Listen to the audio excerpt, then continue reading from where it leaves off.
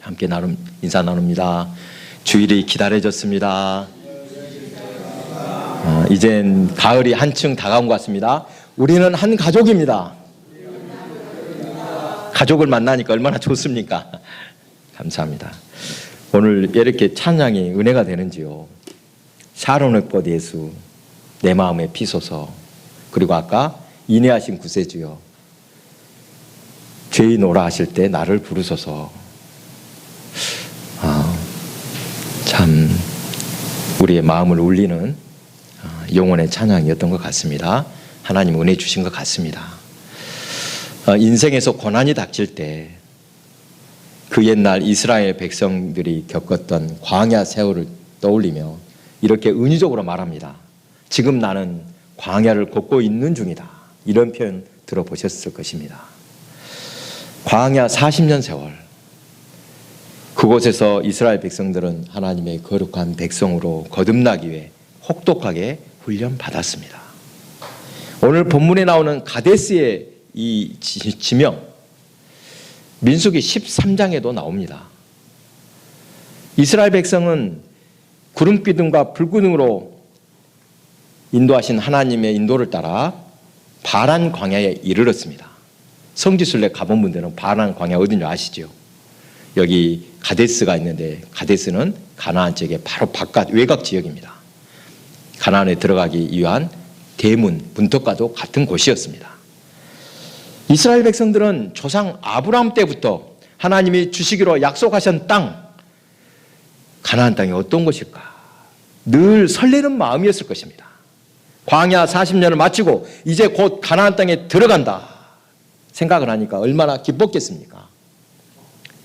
큰 기대를 안고 처음 가데스에 이르렀을 때 12명의 정탐꾼을 뽑아서 그 땅을 정탐하도록 했습니다. 그곳이 가데스입니다.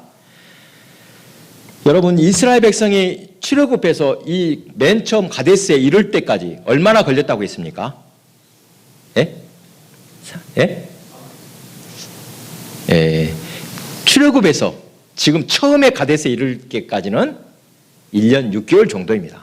40년의 광야 생활에 비하면 이거 사실 아무것도 아니죠. 금방 온 것입니다.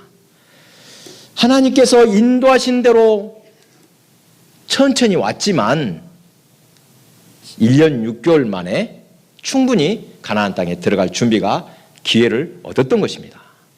그런데 민수기 14장을 보니까 40일 동안 가나안을 정탐하고 돌아와서 정탐꾼들이 악평하기 시작합니다.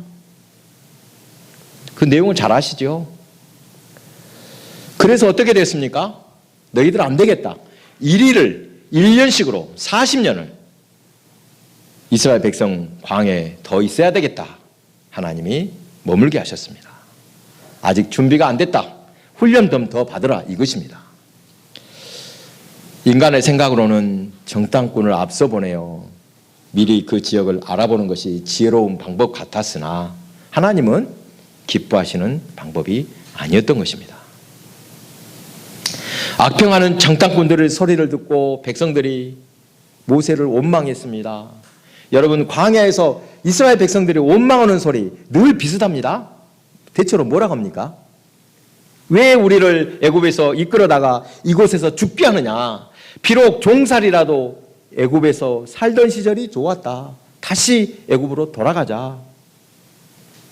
백성들이 모세를 원망할 때 하나님께서는 그들이 모세 너를 원망한 것이 아니라 누구를 원망한 것이다? 나를 원망한 것이라고 말씀하셨습니다. 이렇게 처음 가데스에 이르렀을 때 그들에게는 정말 좋은 기회였습니다. 최소한의 믿음만 있으면 40년 고생 않고도 가나안에 곧바로 들어갈 수가 있었습니다. 그런데 하나님께서는 너희들 아직 멀었다 하는 걸 보니까 더 훈련 받아야 한다고 가나안에 들어가지 못하게 하신 것입니다. 하나님이 안 된다, 너희들 안 되겠다라고 하셨으면 순종하는 척이라도 해야 될 것 아닙니까? 그런데 민수기 14장에 어떤 사건이 벌어집니까? 실망한 백성들이 하나님을 원망하고 불평하면서 필요 없습니다. 우리 힘으로 한번 해보겠습니다 라고 명령하지도 않았는데 자기들이 나서서 싸웠습니다. 어떻게 됐겠습니까? 아니, 가나안 땅이 눈앞에 보이니까 야, 이거 우리 힘으로라도 차지해야 되겠다. 하나님께서 안 된다고 한 일을 억지로 시도했으니까 결과는 어떨지 뻔합니다. 민수기 14장 39절에 45절에 결과가 자세히 나옵니다. 모세가 말렸지만 백성들은 아침 일찍 일어나서 아말렉인과 산간지대에 거주하는 가나안을 치러 나갔다가 크게 패했습니다. 얼마나 멀리까지 도망갔는지 그 지역의 이름이 나옵니다. 수모를 당한 것입니다. 젖과 꿀이 흐르는 가나안 땅을 그림의 떡이었습니까? 눈앞에 두고도 들어가지 못합니다. 다시 발길을 돌려 광야로 들어갈 때 백성들은 어떤 마음이었을까 상상해 봅니다. 얼마나 힘 빠지겠습니까? 아마 둘 중에 하나였을 것입니다. 야, 끝났다. 자포자기 하는 마음과 또 하나는 다시 한번 기회를 주시기만 하면 진짜 그때는 잘해보자 다짐했을 것입니다. 하나님께 순종하면은 우리는 광야를 하루빨리 벗어날 수 있다. 이렇게 다짐한 이들도 있었을 것입니다. 그렇게 인고의 40년 세월, 정확히 말하면 38년 세월을 광야에서 보내고 다시 가데스에 이르렀습니다. 하나님을 믿지 않고 불평하고 원망하다 모진 세월을 참으며 훈련받은 40년 세월, 이제 다시 가데스로 돌아온 것입니다. 40년 동안 훈련받았으니까 이제는 조금 달라졌을 것이다. 하나님을 신뢰하는 믿음이 생겼을 것이다. 예상했습니다. 하지만 오늘 보니까 어떻게 됩니까? 오늘 본문 시작부터 뭐라고 합니까? 원망하는 소리를 나옵니다. 물이 없어서 원망합니다. 우리 3절에서 5절까지 제가 다시 읽습니다. 백성이 모세와 다투어 말하여 이르되 우리 형제들이 여호와 앞에서 죽을 때 우리도 죽었더라면 좋을 뻔하였도다. 너희가 어찌하여 여호와의 회중을 이 광야로 인도하여 우리와 우리 짐승이 다 여기서 죽게 하느냐? 너희가 어찌하여 우리를 애굽에서 나오게 하여 이 나쁜 곳으로 인도하였느냐? 이곳에는 파종할 곳이 없고 무화과도 없고 포도도 없고 성주도 없고 마실 물도 없도다. 앞에서도 말했듯이 이 사람 원망하고 불평한 소리는 매번 똑같은 소리 아닙니까? 그리고 뒤에 따라 붙은 말이 항상 뭐였습니까? 차라리 다시 애굽으로 돌아가자. 종로를 하더라도 야, 고기 가마 곁에서 고기 뜯던 시절이 좋았다 말합니다. 여러분이 영적으로 죄의 종로를 하는 그 애굽에 속해 있던 백성들을 하나님의 거룩한 백성들로 끄집어내서 거듭나게 하셨는데 자꾸만 애굽으로 돌아가자, 옛날로 돌아가자고 합니다. 이처럼 백성들이 원망하며 몰려오면 방법이 없습니다. 이 광야 어디에서 물과 양식을 얻을 수 있겠습니까? 방법이 없으면 어떻게 해야 됩니까? 인간의 방법이 없으면 기도하는 수밖에 없습니다. 광야에서 백성들이 원망할 때면 모세는 늘 이렇게 기도했습니다. 잘 들어보십시오. 지금 아무리 환경이 나빠도 여호와께서 여기까지 인도하셨음을 믿습니다. 우리가 온 것이 아니라 하나님이 인도하셨습니다. 애굽에서 죽으나 광야에서 죽으나 우리는 다 여호와의 손에 달려 있습니다. 오직 하나님의 거룩하심을 나타내옵소서. 하나님께서 친히 이스라엘 백성을 애굽에서 이끌어내셨다고 세상 사람들이 다 아는 사실입니다. 그들을 약속의 땅으로 들어가게 하시라고 인도하셨다고 이미 알려졌는데 만약 이 백성들을 광야에서 망하여 죽게 하시면 하나님의 영광 가려집니다.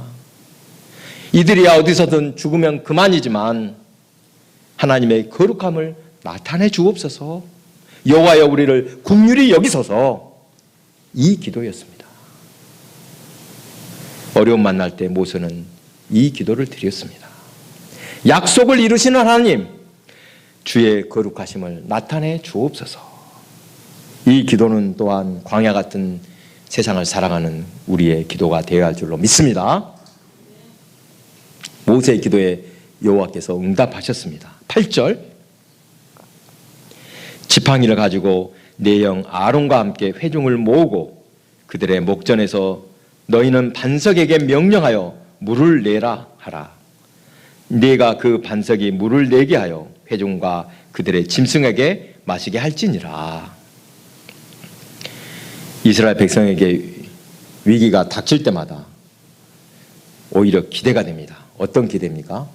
하나님이 이번에는 어떤 방법으로 해결해 주실까? 하나님의 방법은 복잡하지 않습니다. 단순하고 쉽게 보이지 않습니까? 천지를 창조하실 때 하나님이 복잡하게 하셨습니까? 어떻게 하셨습니까? 말씀으로 창조하셨습니다. 어디에서도 물을 찾을 수 없는 광야에서 그 많은 백성에게 어떻게 물을 먹이실까? 반석에서 물이 나오게 하라고 말씀합니다. 어떻게 그 바위동원에서 돌덩이에서 물이 나오겠습니까? 도저히 방법을 찾을 수 없다고 어렵게 생각했을 텐데 하나님의 방법은 아주 단순 명료합니다. 그냥 명령하면 된다고 알려주셨습니다. 말씀으로 천지를 창조하신 하나님, 말씀의 능력을 믿으면 된다는 것입니다. 전혀 복잡하지 않고 분명하고 단순합니다. 양식이 없는 광야에서 이스라엘 백성을 먹이시는 방법 어떻게 먹이셨습니까? 하늘을 열어서 만나를 내리심으로 먹여주셨습니다. 만나가 무엇을 의미한다고 했습니까? 만나가 상징하는 것은 말씀입니다. 만나를 볼 때 이스라엘 백성들이 얻은 교훈이 있습니다. 사람이 떡으로만 살 것이 아니라 무엇으로 산다?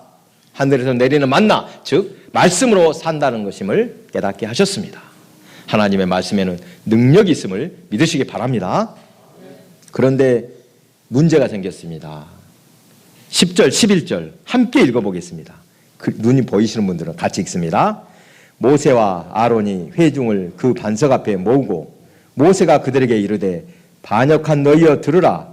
우리가 너희를 위하여 이 반석에서 물을 내려 하고 모세가 그의 손을 들어 그의 지팡이로 반석을 2번 치니 물이 많이 솟아나오므로 백성과 회중과 그들의 짐승이 마시니라.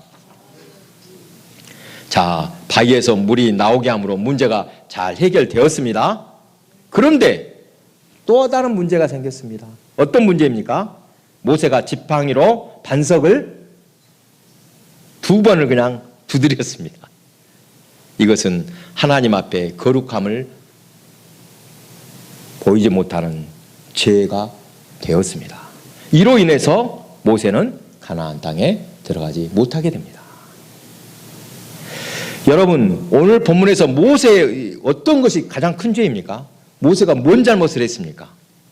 흔히 화를 내면서 반석을 2번을 두드렸다. 이것이 큰 잘못이라고 합니다. 물론 잘한 것이 있습니까? 잘못했지요. 지도자의 성품으로 화를 내거나 참을성이 없으면 절대 안 된다고 말하는 사람들도 있습니다. 하지만 모세 진짜 큰 잘못 다른 데 있습니다. 어떤 문제입니까? 무엇입니까? 예? 십계명이요? 아니 여기에서 예, 반석을 딱 2번 쳤다고 하는데 여러분 자세히 보십시오. 모세에게 어떤 방법으로 물을 내라고 하나님이 말씀하셨습니까? 명령하여 그냥 물이 나오기만 해라 하셨습니다. 그리고 모세도 9절에 보니까 그 명령대로 요 앞에서 지팡을 잡으니라. 이 말씀을 볼 때 자기도 처음에는 지팡이로 반석을 가리게 해서 명령하려고 했던 것을 알 수 있습니다. 그런데 어떻게 됐습니까? 하도 답답했는가 봅니다. 야, 이런 인간들아 그렇게도 못 알아먹냐 하면서 그냥 답답해서 두드린 것 같습니다. 그렇다고 그것이 그렇게 큰 죄입니까? 여러분 솔직히 살다 보면 성질 부릴 때 없습니까? 문제는 이렇게 화를 내는 행동보다도 그가 한 말에서 찾을 수 있습니다. 말은 곧 마음의 표현입니다. 마음 속에 있는 것이 말로 나오지요. 10절 하반절입니다.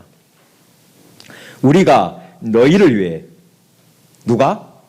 우리가 너희를 위해 이 반석에서 물을 내랴. 모세의 표현대로라면 지금 반석에서 물을 내게 하는 사람이 누구입니까? 누가 물을 내게 한다고요? 여호와께서 하신 것이 아니라 우리가 모세와 아론이 그의 능력으로 물을 낸다고 하는 것입니다. 얼마나 무서운 말입니까? 이것이 큰 문제였습니다. 하나님께서 하신 이름을 고백해야 하는데 내 능력이라고 말하는 것 참으로 교만한 일입니다. 여러분, 성경의 위대한 인물들을 보십시오. 하나님은 어떤 인물을 쓰실 때 처음부터 야, 쓸만하다, 이 조건이 잘 갖춰졌네, 이런 사람을 택하시기보다 누가 보더라도 이 사람이 그런 일을 할 수 없어, 하나님 은혜로만 될 수 있어, 이런 사람을 들어서 쓰십니다. 그래야지 어떻게 된다고요? 하나님의 능력, 그분의 거룩함이 나타나기 때문입니다. 요셉 여러분 잘 아시죠? 요셉 아버지 집에서 편안히 살면서 아버지 덕으로 성공한 사람이 아닙니다. 애굽의 노예로 팔려가서 비천하고 낮아질 때까지 낮아진 후에 하나님께서 그를 다시 세우셔서 애굽의 총리까지 되게 하셨습니다. 다윗도 마찬가지입니다. 여러분, 옛날 그 당시에 형제 중에 막내아들이라는 그 자체가 출세하는데 엄청난 장애물입니다. 사울에게 쫓기고 또 블레셋에게 유역을 당하면서 갖은 고생을 할 때 어디에도 도움받을 것이 없었습니다. 여러분, 시편에 나오는 다윗의 시를 보십시오. 아무도 의지할 사람이 없다고 고백할 때 얼마나 눈물로 기도합니까? 바로 그때 여호와께서 그를 붙드시고 이스라엘의 왕으로 세워주셨습니다. 자기의 힘으로 된 것이 아니라, 마땅히 그 능력으로 된 것이 아니라 철저히 여호와께서 붙드시고 세워주셨음을 보여주십니다. 본문의 무리바 사건, 가데스에 이르러 물이 없으므로 백성들이 원망과 불평이 문제였지만 이 문제를 해결하는 것이 오늘 주제가 아니라 사실은 모세와 아론을 시험하시고 있음을 알 수 있습니다. 광야 40년 민족의 영웅 모세가 이제 그의 사명을 거의 다 마치고 이제 가나안의 문턱에 선 것입니다. 가나안의 입성만 남겨두었을 때입니다. 그런데 그때 하나님의 거룩하심을 나타내지 못하고 말았습니다. 모세는 이 사건으로 인해 결국 가나안에 들어가지 못했습니다. 여러분, 모세를 생각하면 억울하지 않습니까? 한 번의 실수 때문에 그동안 그렇게 고생하고도 하나님께 충성했는데 40년 동안이라 너무 매정하게 대하신다고 여겨집니다.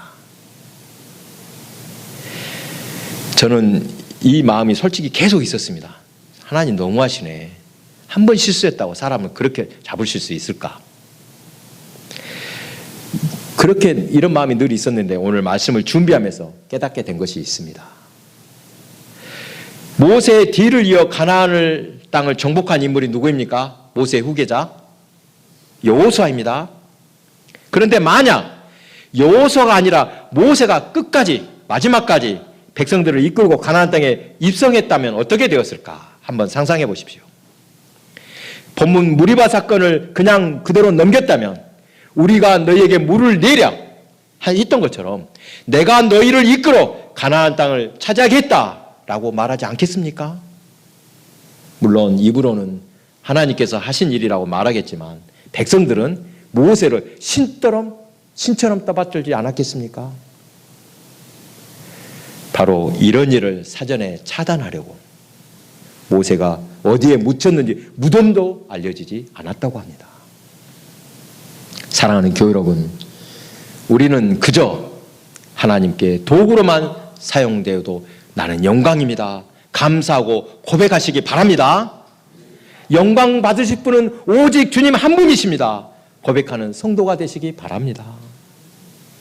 마지막으로 본문 무리바 사건에서 얻는 또 하나의 교훈, 비록 모세가 여호와의 영광을, 그 명령을 따르지 않고 지팡이로 두드렸지만 하나님께서는 말씀으로 반석에서 물이 솟게 하셨습니다. 그렇게 하셔서 결국에는 주님의 거룩함을 나타내셨다는 것입니다. 무슨 뜻입니까?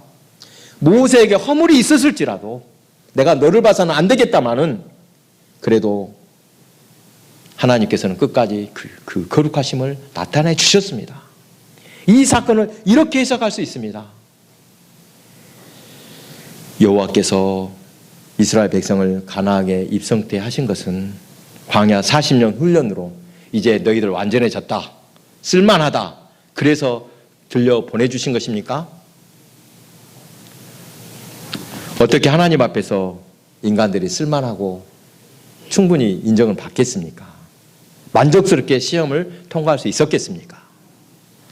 여전히 부족하고 더 훈련해야 하지만 하나님의 거룩하심을 나타내기 위해, 즉 조상 아브라함에게 약속하신 말씀을 온전히 이루어 주시기 위해서 내가 너희들 들여보내줄게, 인도해 주셨음을 믿으시기 바랍니다.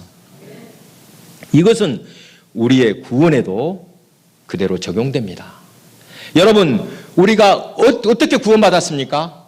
공로가 있어서 야, 너는 쓸만해, 이 정도는 됐다, 잘나고 쓸모가 있어서가 아닙니다. 오직 하나님의 은혜로 사망에서 생명으로 옮겨졌습니다. 구원받았습니다. 오직 하나님의 은혜로 영생의 복을 받았음을 믿으시기 바랍니다. 내 공로, 내 덕이 아닙니다. 사랑하는 교회 여러분, 비록 연약할지라도 우리를 통해서 하나님께서 역사하시고 내가 너를 통해서 영광을 보이겠다, 이렇게 하시면 얼마나 감격입니까? 저는 생각만 해도 가슴이 벅찹니다. 나 같은 것을 통해서 내가 너를 통해 영광 나타내 줄게. 주님께서 받으실 영광을 가로채지 않고 마지막까지 주님이 하셨다고 고백하는 모습, 이 또한 얼마나 아름다운 모습입니까? 기껏 내가 너를 위해, 너를 통해서 영광을 나타내겠다 해줬더니 이것이 내게 영광이다라고 자기가 그걸 차지한다면 그것처럼 또 보기 흉한 모습이 어디 있습니까? 모든 것이 주님께서 하신 일입니다. 오직 영광 받으실 분은 주님이십니다. 고백하는 모습 참으로 아름답습니다. 40년을 돌고 돌아 다시 가데스에 이르렀습니다. 이때 이스라엘 백성들은 이 찬송을 들었을 것 같습니다. 진짜 옛날에 그 찬송이 있었다면, 세상과 나는 간 곳 없고 구속한 주만 보이도다. 아멘. 이 찬송이 우리의 신앙 고백이 되길 바랍니다.